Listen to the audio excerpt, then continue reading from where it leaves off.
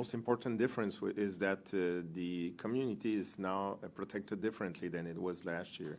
In fact, there's been a lot of experience with the Omicron and the different variants since then, and the immunity acquired is very high, and especially with the contamination, of course, but also with the vaccination. So we're quite reassured by those numbers. And the other thing that is the most different one is that last year at the same date, we were having a lot of patients that were there because of COVID.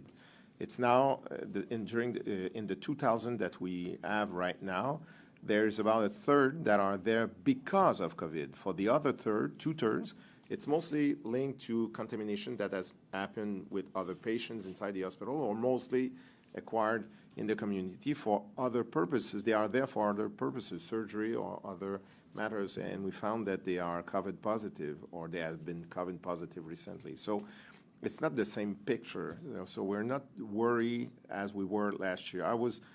Last year at that moment, I was the head of the National Institute of Clinical Excellence, and we showed exactly today, I mean, it was on the evening of the 14th, that there was a great risk of an important increase in the hospitalization. We weren't alone doing that. We had other major colleagues that did so, and we were certain that there was a major risk. It's not the same right now, and I was in discussion with the new leaders of this National Institute. That's the National Institute of Public Health recently, and we do not observe in our numbers the same risks. There is a risk of an increase, and we will see an increase of hospitalization for COVID, and this is not a good news, but we will have to face it.